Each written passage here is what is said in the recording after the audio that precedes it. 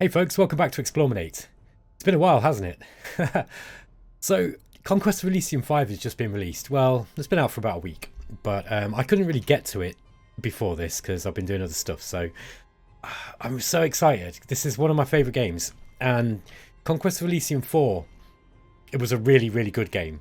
And Conquest of Elysium 5 is a great game. And I'm saying this just after about a week of playing it. But I've decided that it's finally become a really great game. And why is that? What makes it better than Conquest of Elysium 4? What have they done to the game in order to make it better? If you look at the list of changes, there's a lot of changes, but none of them seem like groundbreaking or like that they're kind of adding anything in that's going to really, shake things up. As in true Illwinter fashion, this is an iteration of a previous formula that kind of worked. Conquest of Elysium 4 did have some issues, and Conquest of Elysium 5 still has some of those issues, depending on how you play it. But in a sort of gestalt way, I think that there are many changes that have been made to the game that really polish it up, and they kind of fill certain gaps. I think that were in Conquest of Elysium 4 in such a way that makes the product just feel so much more polished.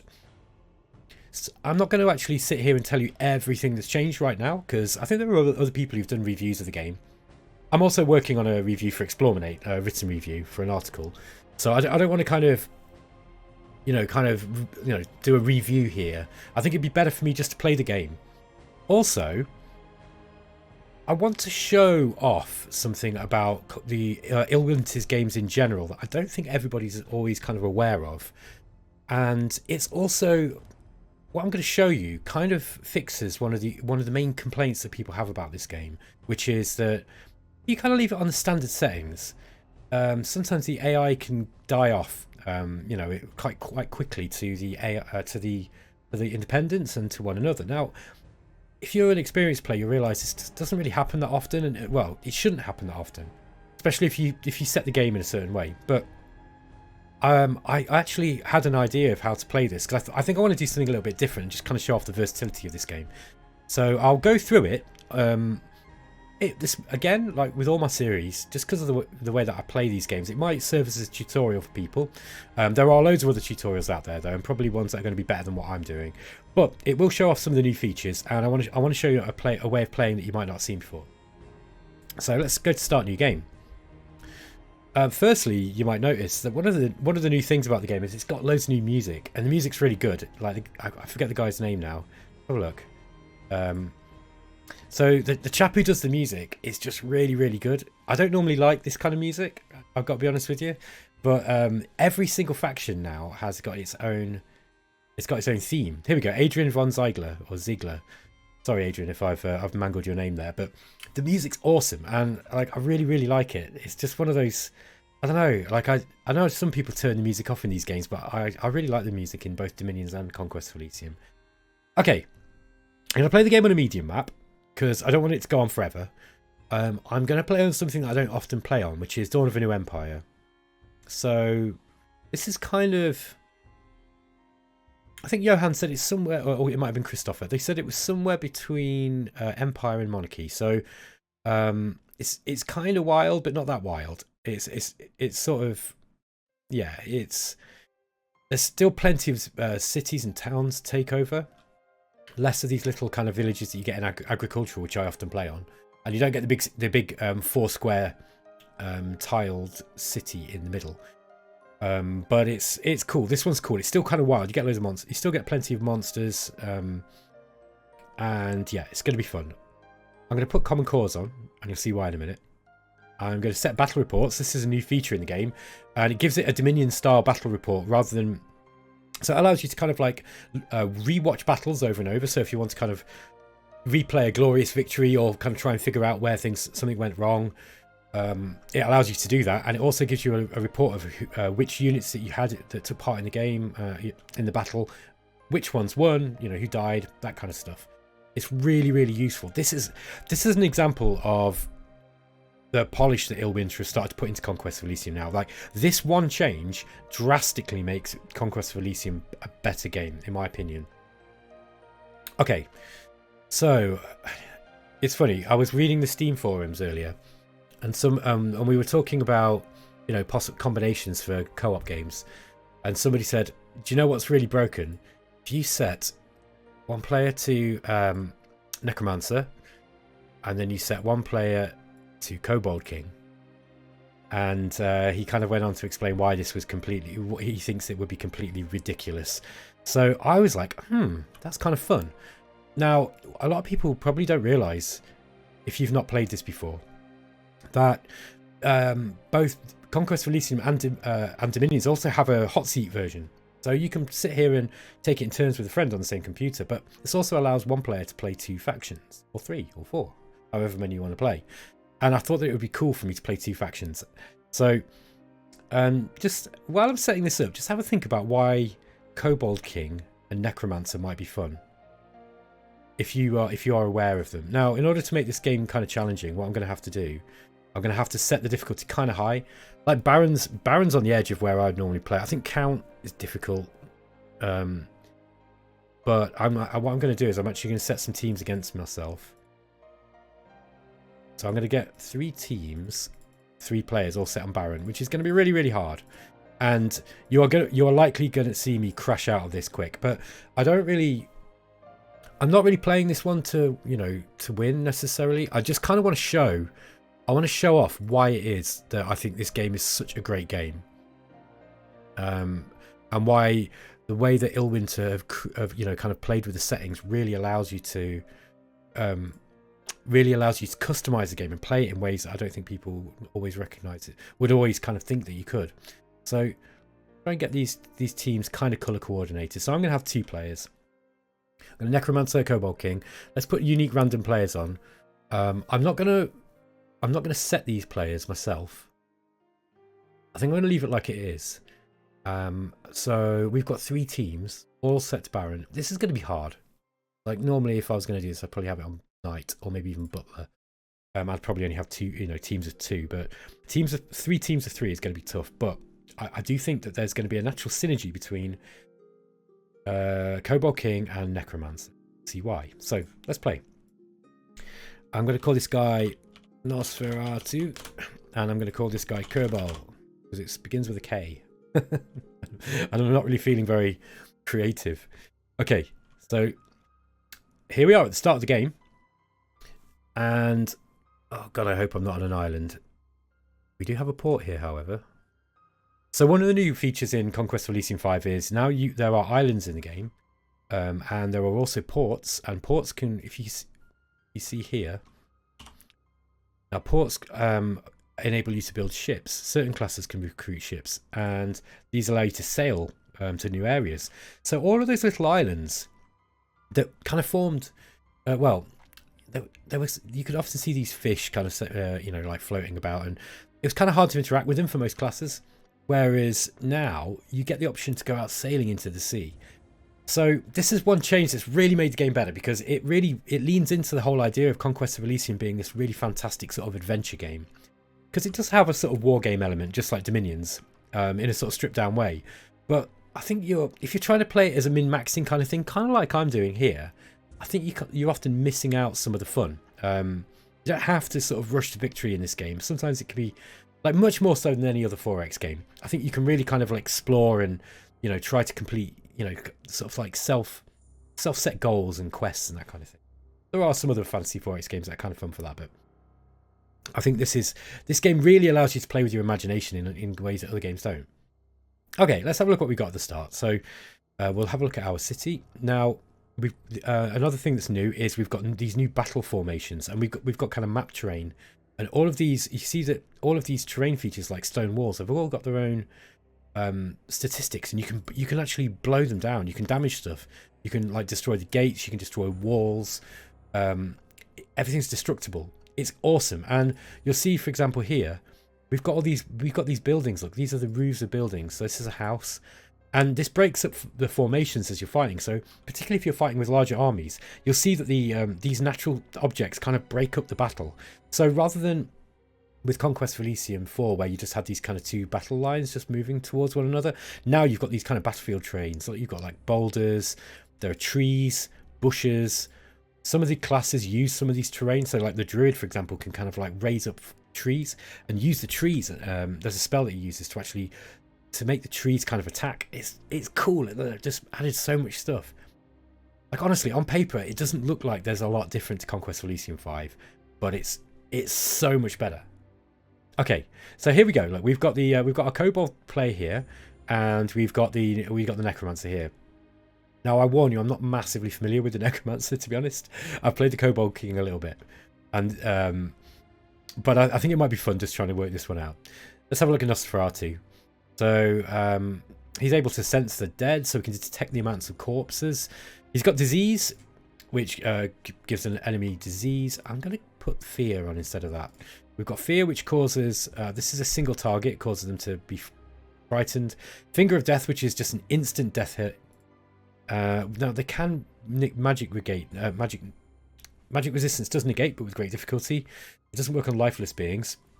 But it's armor negating, it's got a decent range. Also, it paralyzes if it doesn't manage to kill them. And it does like 1 to 999 damage. So this is like an instant death spell. We've also got Cloud of Death, which causes decay.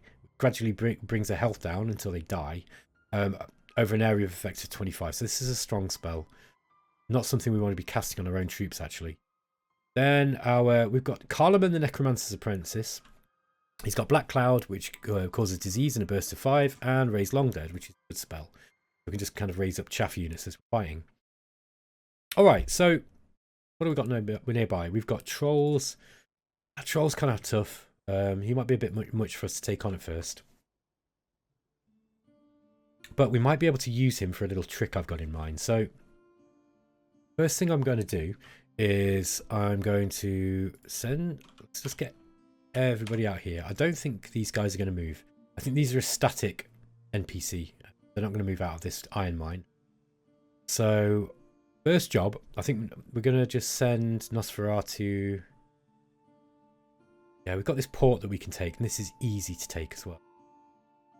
But I've got an idea, right? So what I'm going to do is I'm going to go take this. That gives us some extra income.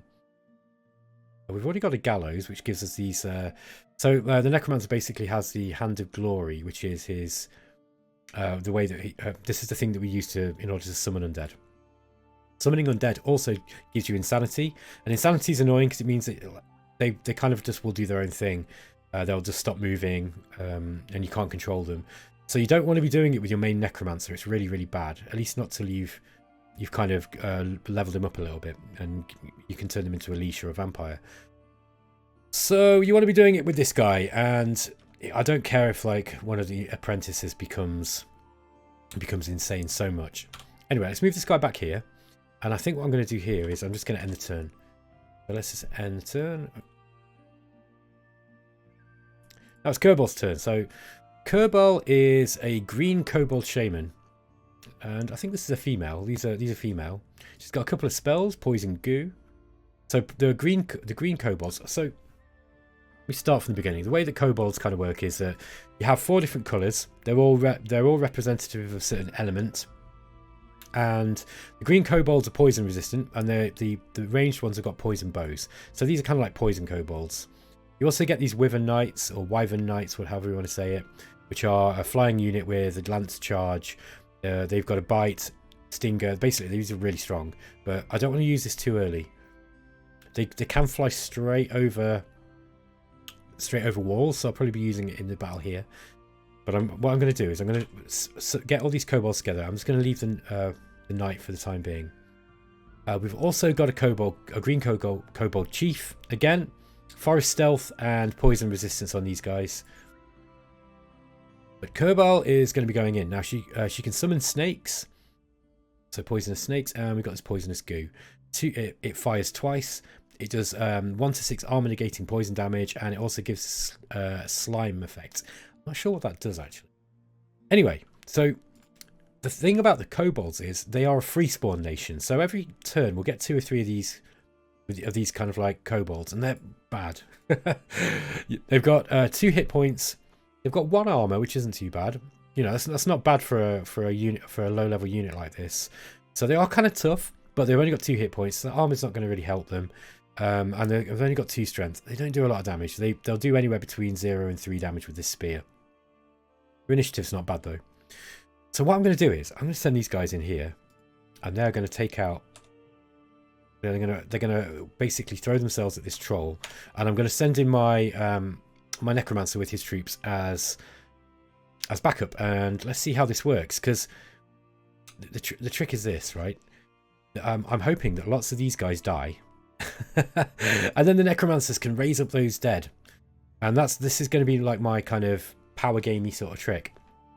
I've been saying to people talking about Conquest of Elysium, you know, this isn't like Dominions. I don't think it always pays to play this game as a kind of hyper-aggressive competitive game, although you definitely can play that way if you want, especially if you do what I've done and kind of set the game to be very difficult. But I think it does support those kind of mechanics. Like, so, you know, like with Dominions, you'll kind of pick a pretender, you'll pick a faction, and then you'll sort of build your pretender around the faction so that you can kind of like game certain advantages and natural qualities that you know those units have. You can kind of do that in Conquest of Elysium too if you're playing like this, and I think that it's just sort of interesting that you can do that. Okay, so we've moved these guys into this iron mine. These should beat these goblins. Like kobolds and goblins are kind of both bad. I think the goblins might be stronger. Yeah, the goblins are stronger, but they've got less armor. They've also got less magic resistance. And yeah, so I mean, we should win this, but this troll is strong. Now, the troll's got armor too, which means these kobolds are going to have a real tough time getting through it. However, we have got some green kobold archers with poison that will help. But I think what we would have to do is move these in at the same time. And I've not actually done that. Let's see what happens. So we've still got a commander left with our action points.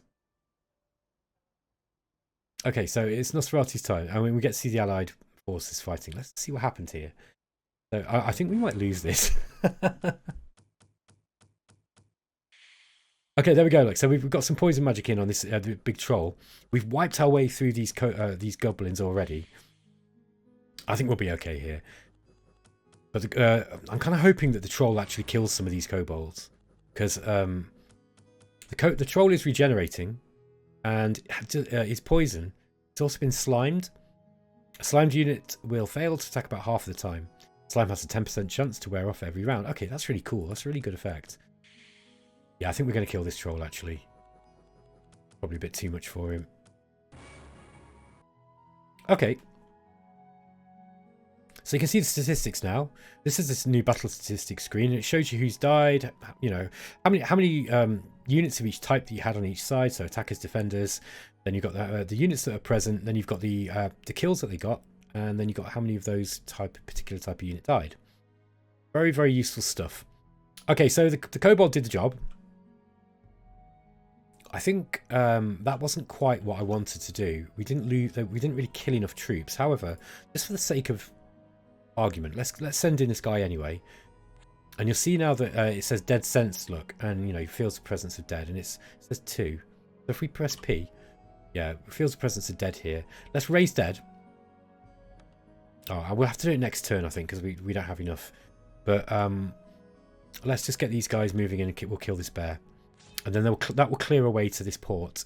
Really not very much in the way in this port, and it looks like we're probably not on an island. I'm not sure about this, but this is more likely a peninsula by the looks of it. Fairly well defended with these mountains and forests. It's going to make it kind of more difficult for the enemy to stream through. Okay, so that's that. We can just end the turn. So let's just have a look at the battle in the iron mine. Oh, okay. So we're just rewatching Kobold's turn here. So I'm gonna have to pay attention to that. Okay, so now this is the Necromancer's turn in the forest. Should be able to kill this bear pretty quick. There we go. He just cast Finger of Death. 874 points of damage. Okay, so this is the Kobold's turn. So what we're going to do is we are going to... we've only got 2 action points because we moved into the mountain. Let's move these guys out, and we're going to start moving them towards Abbey, the port of Abbey. And you'll see here, look, we've actually spawned some more of these kobolds. So Zikra here, I just press all, A for all, there we go. So we've actually got some more kobolds spawned in. I might actually move this guy down as well. Yeah, because that wyvern... The only thing about the wyvern is it will fly forwards and probably take quite a lot of hits from these archers, and it's quite a good unit. But, yeah, it is what it is. Let's just leave it for the time being. Now, we've not got enough money to really start recruiting stuff. Kobolds also use gems, by the way, and just like the Devara, the dwarf queen, they kind of... You need to find these mountains, and the colour of the gems that you get in there will determine the colour of the kobolds that will grow in them. So you get 4 different types of kobolds, and it's really cool because they're all different. Okay, turn. Okay, so there's a battle in the forest. We've seen that battle already. That was just a battle against the bear. Ah, something's moved into our dark city. In there. Oh, that's the kobold, right? Okay, so it's saying that the kobold's taken over. That's no. So what we want to do here is we just want to raise the dead. So let's go to ritual and go to raise dead.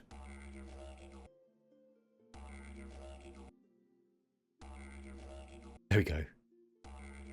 Oh wow! Look, we got a giant out of it as well. We got a dead troll. So cool. Now, this will have given him insanity. Yeah, it's only 8, so it's not too bad. So that's used all his turns up, points up, but this turn. But look at this. So we've got a soulless giant. It's clumsy, so it misses half of all attacks. That's a shame. And he's also slow, but he's pretty strong. He's got a huge hit point pool. Look, and he's really, really strong. So yeah, look at this. This is great. This is great. This is one of the reasons why I thought this might be fun, because having these soulless, like basically we can free spawn tons and tons of these kobolds. And they, by the end of the game, if I survive long enough and I get enough of these places, you'll see that we're going to have hundreds and hundreds and hundreds of kobolds, and they're really crappy little chaff units, right? But we're going to be able to raise them as dead, and just have loads and loads of undead. So that as soon as they've died, they're just going to like come back from the dead and be sent back out again. Okay, so let's have a look. Nosferatu, do we want to move in here yet? Probably take this on our own. I won't though. I think I'll wait. Let's just move back into here and take our fort back. And what else have we got? We've got 9. Yeah, we can't really cast anything here.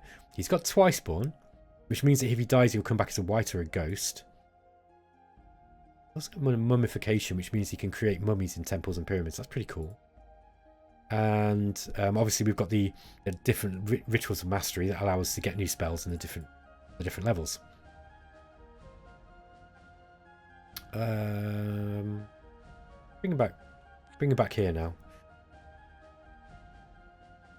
That might have stopped him from being able to move. Never mind. So this is Kobold's turn. Black Kobold Chief is available. I don't know if I want a black one yet. So the Black Kobold Chief is stealthy, and it's got more armor, I think. Oh no, I think all the chiefs have 2. But basically he's stealthy. That's the Black Kobolds are a little bit different to the others. Okay. So I think what we're going to do is... This is enough to be able to take...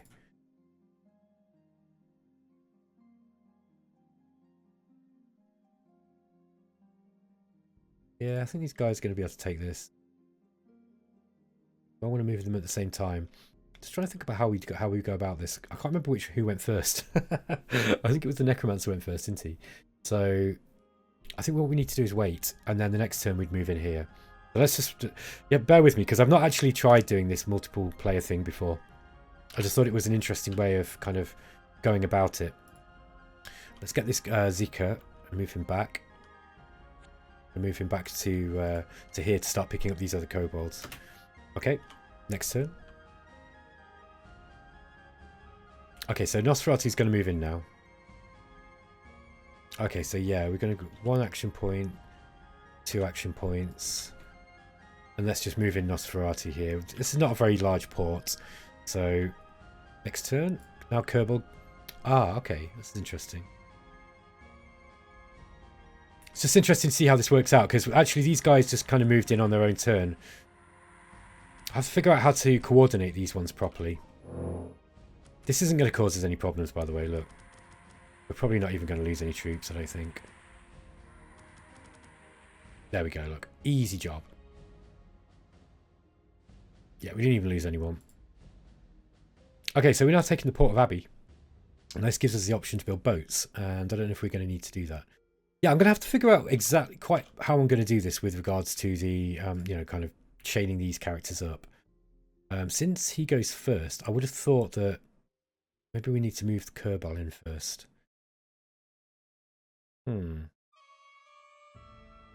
Maybe hot seat works slightly differently. I'm not quite sure about that. Anyway, okay, so let's move these guys in.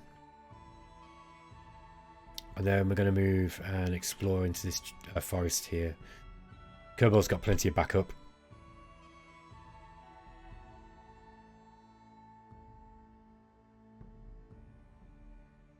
Okay, there's been a battle in the port. Yeah, that was just his turn. We already saw that.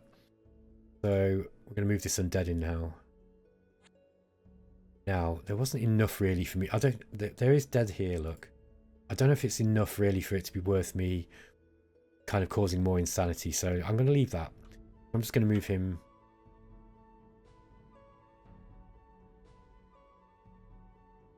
Which one does Dark Knowledge do? Oh, it'll reveal a location in the world where there are many corpses. That might be a good idea, actually. Try and cast that. Whereabouts is this? Oh, look at this. That looks like an island. Troll pit. Ah, this is be where the...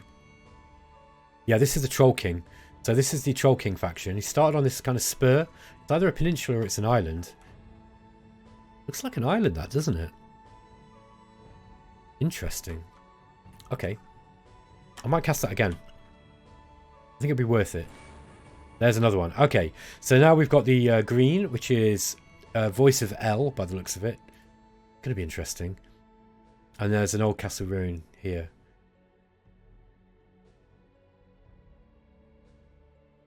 Oh, there we've got a vampire look.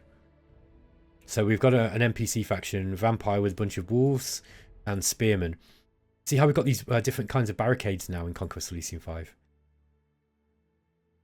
Awesome. Awesome stuff. Okay, so we know roughly where two of the teams are, at least. Green team's kind of down here, and red team's down this way. This will probably be like, yeah, kind of the bottom end of the map, I guess. The southern tip.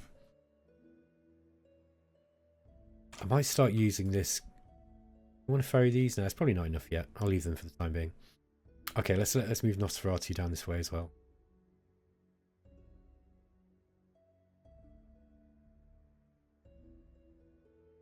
Did I just lose some...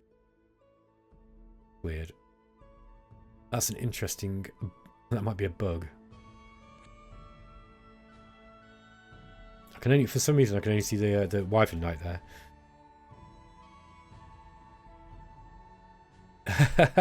I might have found a bug here, Winter. So I couldn't actually see the other units there, but no worries. At least we didn't lose anything. So let's move down. I'm going to keep them together. What have we got? We've got a town called Suthu. Yeah, all these towns and the towns and castles now have all got different names, so it just kind of like gives a bit more flavour as well. Okay, Kobold's moved. Haven't really got enough money to do anything. I think I'm going to leave these guys here. There's still not really enough. We kind of want to just leave these guys generating things. Generating more of that free spawn. Okay. I've got the option of buying a scout. That's useful, so I'm going to buy that. And we can recruit an abbey here, so let's get a scout here. Scouts are really, really important. And we can also get soulless soldiers, armored soldiers. Oh, that's right, yeah. So once you've got... Actually, metal's kind of interesting, because once you've got metal, you can actually start armouring up some of your soulless. So you need to kind of like get... You need to kind of get some dead, and then you can bring them back to one of your towns and actually armour them up. I've forgotten how good the Necromancer is. I've really not played this one very much. There are 24 factions now, and I kind of tallied it up earlier. That I've only played 10 of them, you know, to kind of game completion. So I've still got 14 factions to play that I've only kind of really either given a cursory look at or I've just never played. So let's get this guy going down this direction. Oh, I should have picked up that scout. Never mind. I can pick it up, probably come and pick it up with right here. Nosferatu wants to move here, I think. There we are. Yeah, I'm trying to figure out how we're going to move stuff in the same turn, because that's something you can do with normal co-op games. Once at the end of the turn, all the turns process, and then both players kind of move in. I probably should have tested this before I started recording, eh? Okay, so what have we got? This is a pretty small. This is a pretty small group. Let's send the kobolds in. Ah, we got cultists. Oh, this is the demonologist. Okay, so we've got Voice of L and demonologist together as on the green team. That's really, really interesting. I think if we can get in here with minimal casualties, then we should be able to hold that from this tiny little group. Zikra. I don't want to bring those yet. I'm going to give those a little bit more time. I might go and pick up this scout though. Oh no, we can't do that.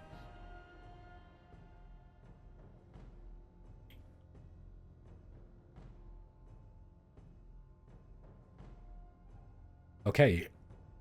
See what goes on with these. We are going to lose some troops, but they're only going to be really, really bad troops. I wish he'd flown over the walls rather than go for that gate. He's going to take a lot of damage going in. But look, poison's starting to take effect. I see how he flew straight over that knight. If I'm lucky, I won't lose the wyvern. Or, oh, it's not even wounded. Awesome job. Okay.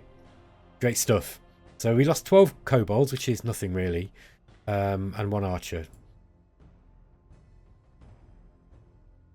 Yeah, it looks like I can't coordinate. That's one thing I'll say about the co-op. It looks like I can't coordinate the attacks.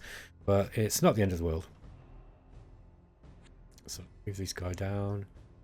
Yeah, I have made a mistake here because I've moved into... the kobolds have actually taken the Dark Citadel. I don't think it really matters a huge amount, actually. Yeah, we haven't got enough money to really build anything here. And I don't want to raise any dead with this guy. There is quite a lot of dead here, though. Strong presence of the dead here. So this will be worth raising with Carloman here. Oops. We've got 21.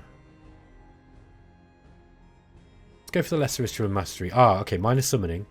Summon 1 or more minor undead servants, such as wights, ghost warriors, or shades. Try that then. Oh no, we've got no action points left, of course. Okay, time for kobold to go. So, 1 green kobold shaman, 57 gold. That's well worth getting if we've got the money. And we've just seen this battle, haven't we? Ah, we've not quite got enough gold for that shaman. Never mind. Okay. Bring this leader back.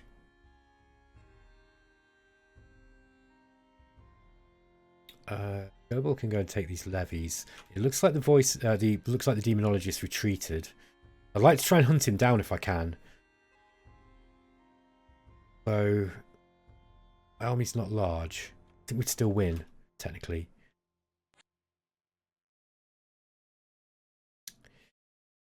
I don't want anyone jumping out of the... by the way, now, some of the factions can actually ambush you. So you can be ambushed, and you can ambush enemies as well. And the ambush is kind of more dangerous, because often the enemies will appear right at the head of the column where your leaders are leading the column of troops. So that could be quite nasty, actually.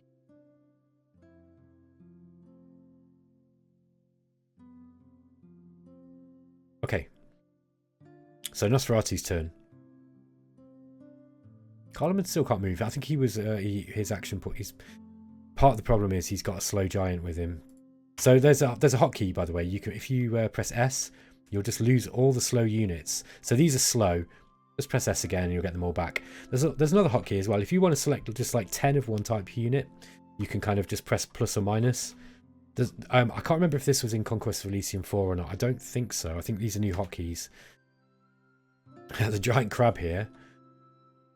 That would be pretty cool to raise. But I think what I'm going to do is I'm going to just get Nosferatu to take this farm. Ah! So look, there was only 2 enemies and we greatly outnumbered them, so we just overran them, and it stops you from having to fight like lots of small battles with just a couple of units. I kind of like that. So we've got the Voice of El here, we've got an Archbishop, and some like standard troops basically. I don't think he can beat me here. I haven't really played against the Voice of El very much actually. I don't know how good these... I can't remember what prayer spells are like, but... Okay, let's try again. Now, I could send the kobolds in to try and kill these. And then I could raise them afterwards. Yeah, let's do that. Ah, we can't reach quite in time. Okay, no problem. Now, we do have enough money to actually build something. So, let's just right-click on that. Takes us straight in. I don't think I need another green kobold chief. The green kobold warriors have got more armor. They've only got 3 hit points though. They're not worth it, probably. Oh, they do have a shield though, so these guys are going to be loads better if you're facing arrows. And you can also buy, you know, the green kobolds. The archers are worth buying. I think I'm going to wait. I like you do get the option with kobolds to get the sort of level 2 sorcerers, and that means you can kind of save on the gems that are required in order to kind of manually upgrade them. And I think that's probably what I want to be doing. Okay, spring's here. Looks like the Voice of El moved on.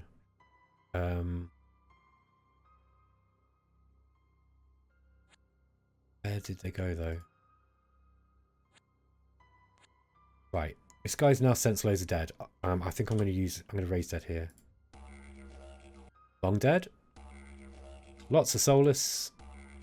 Mini soulless. There we go. Probably going to be kind of insane now. 17.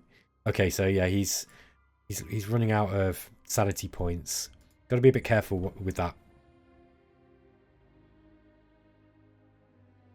Doubles go. Okay, let's see if we can find where this Voice of El player went. I do know that the green was somewhere down here before. There he is. Right, with our poison arrows, I've got a good chance of being able to beat these guys. They haven't got any archers as well. I think we're going to wreck them. So let's go for that. And that looks okay to me. Alright, let's watch this battle.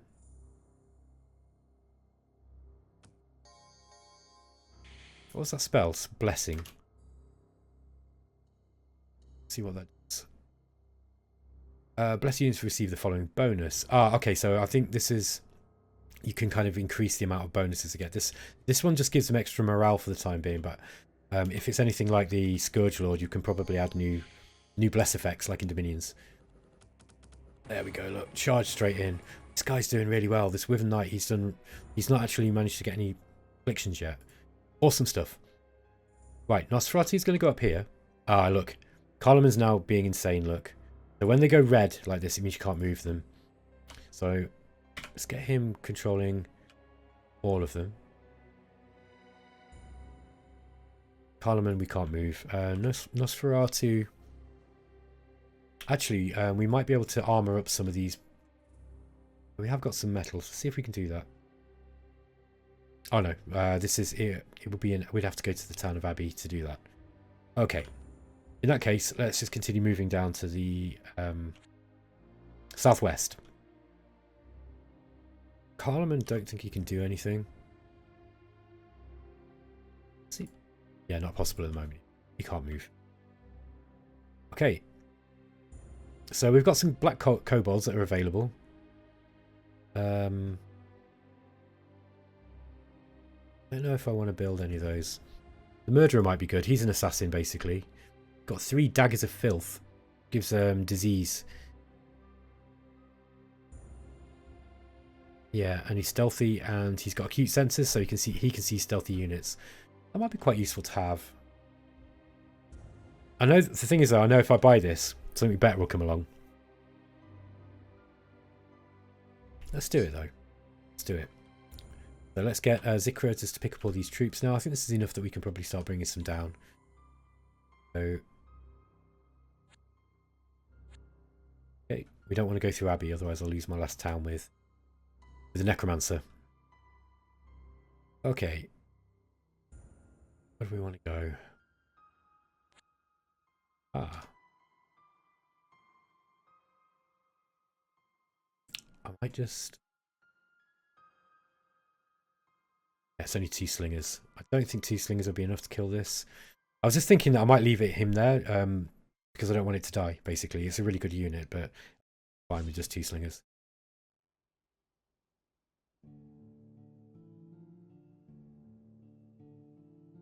Okay. Yeah, see, they will attack. They will attack the closest unit. That's one of the things about these flying units flying ahead. The white kobolds have also got flying units, which is pretty useful. Ah, okay. The demonologist has appeared. Actually, the cultist. Carloman can move now as well. Let's raise dead again. Let's get some more dead going here.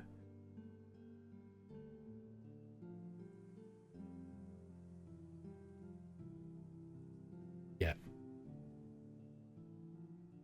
I might just use Dark Knowledge first. Okay, so Crystal Port. Also some dead here.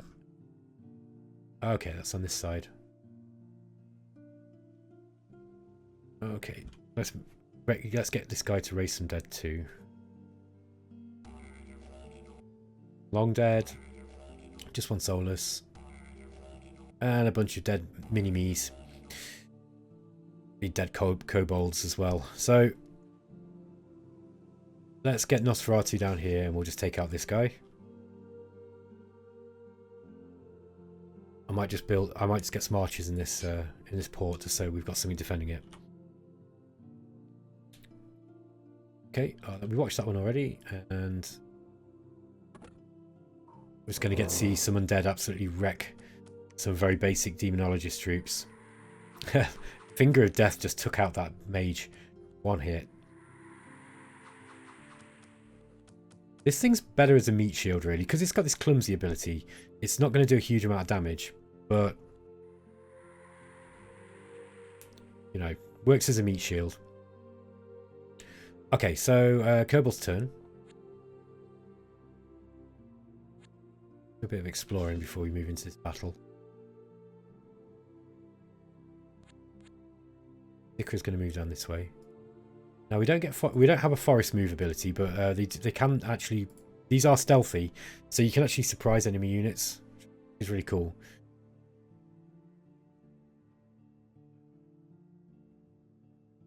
All right. Battle in the Plain. We've just seen that one. That was just against those.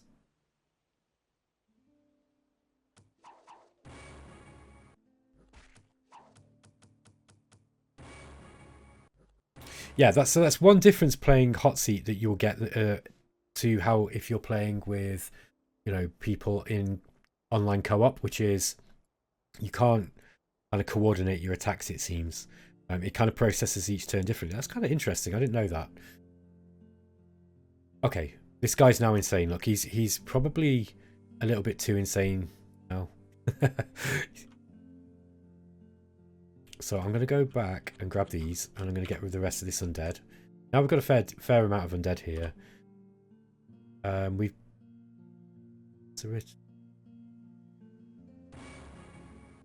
There we go, we've got some spectral archers. I'm impressed I remembered the name of those. I thought I was guessing. These guys can plane shift as well, that's interesting. They got magic attacks with the spectral bow. And also ethereal. Yeah, these guys are good. These guys are good. I want more of those. And Carloman cannot do anything because he's just crazy. Okay. Seen that.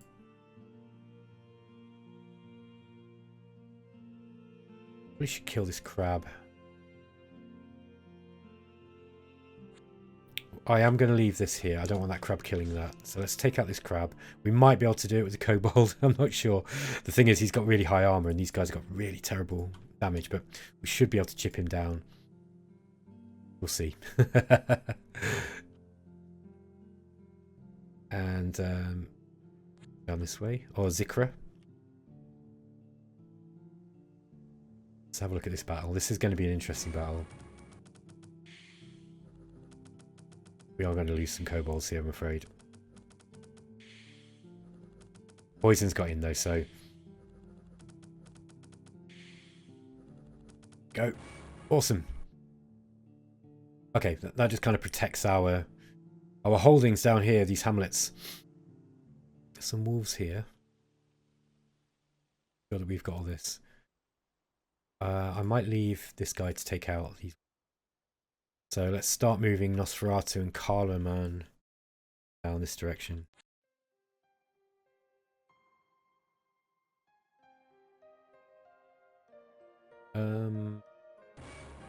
Oh, it's just still found. It's just looked in the same place again. No worries.